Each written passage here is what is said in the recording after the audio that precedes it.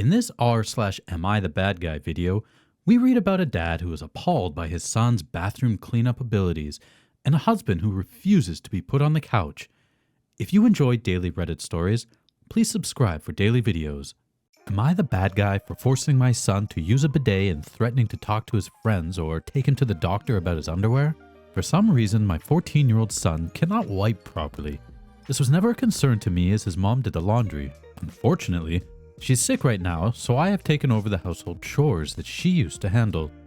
My son is still responsible for his, and I do mine as well as hers. First day I did laundry, I gagged and almost puked from his underwear.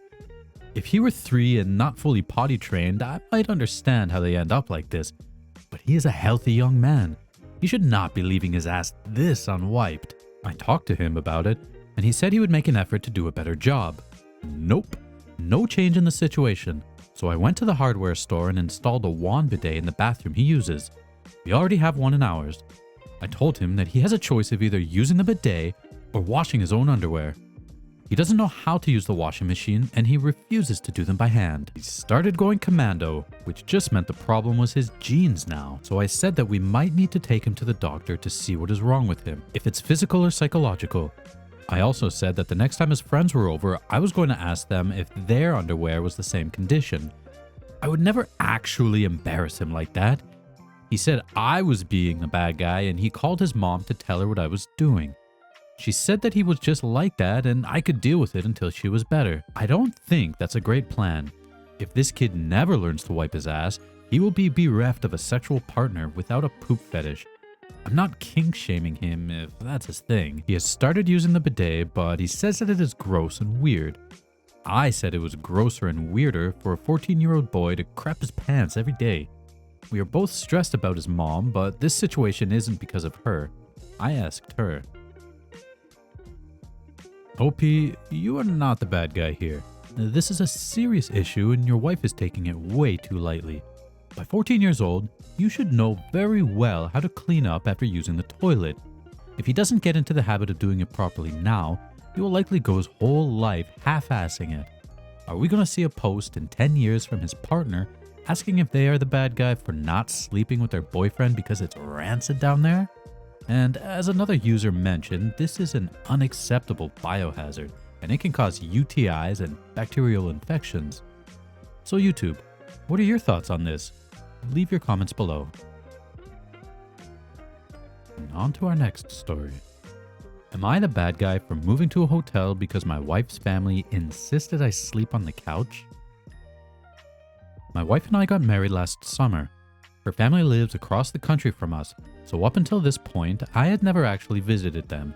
But I had met them a handful of times and we've always gotten along fine. They invited us to come visit and stay with them for a few days, and we took them up on the offer. We flew in yesterday and everything went well. Her dad and I watched football while she caught up with her mom and sisters, and then we had a really nice dinner. But things went south at the end of the night when it was made clear that they didn't want me sharing a bed with my wife while in their home, and that they expected me to sleep on the couch. I honestly thought they were joking at first, but they insisted we sleep separately. I had a problem with the implication that I shouldn't be allowed to sleep next to my wife, and I also have a bad back and the couch did not look the least bit comfortable, and they don't have a guest room. After arguing back and forth for a bit, I decided to leave and book a hotel. I told my wife she didn't have to come with me. She chose to stay, and I said I'd come back the next day. I went off to a Marriott about 10 miles away and got a good night's sleep, trying to not let the whole situation bother me. This morning, I called my wife asking when I should come by. She told me her parents want me to apologize for leaving the way I did. I told her that I'm willing to apologize to keep the peace, but they need to acknowledge that it wasn't appropriate to insist I can't share a bed with my own wife. She said she'd talk to them and call me back. About 10 minutes later, I hear back from her, and she tells me that not only will they not apologize for it, they are now insisting I need to come back and stay on the couch for the rest of our visit, and if I don't agree to this, I'm not welcome back in the house. I'm pretty livid at this point.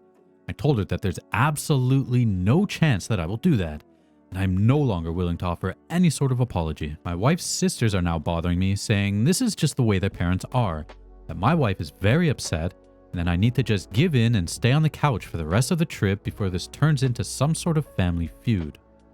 From my perspective, I don't care what they think, and I'm willing to treat the rest of the trip as a solo vacation, go sightseeing, and meet my wife back at the airport at the end of the week. Am I the bad guy? OP, you are not the bad guy in this situation. Your in-laws are being absurd and unreasonable. They're treating their adult children like actual children. Do they know what it means for people to be married? Do they know that you sleep in the same bed every night? Do they know that you have an active sex life? Maybe I'm assuming a little here. You drew the line, and it pissed them off. They tried to assert power over you by not budging. By staying at a hotel, you took that power away from them, which seemed to have pissed them off even more. They tried to force you even further, but you didn't cave. Good for you for standing up for yourself.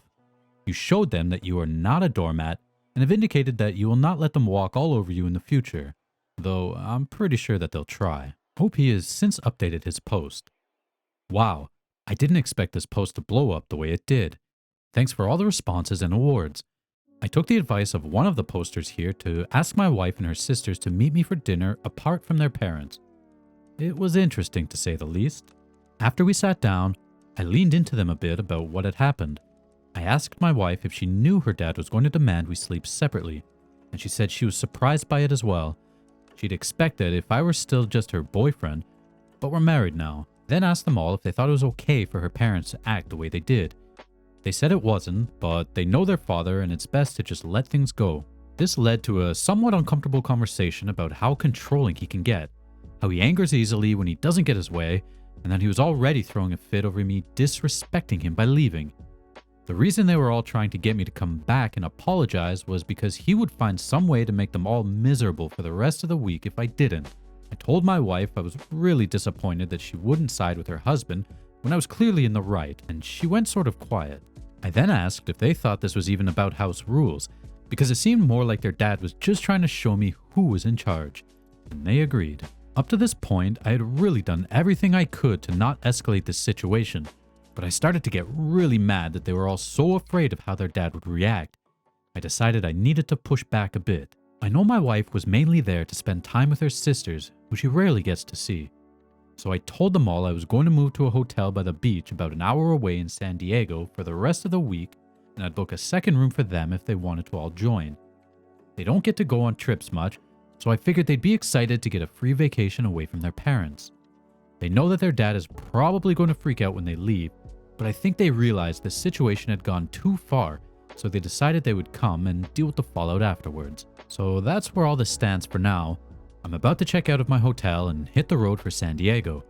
My wife and her sisters are coming down in a separate car after their parents leave for work. I fully expect their dad to throw a conniption fit when he finds out they left without telling him, but I really don't care at this point. I tried to be the bigger person at every turn, but he pushed this all way too far. Thanks again to everyone for all the insight. So as always, YouTube, what are your thoughts on this situation?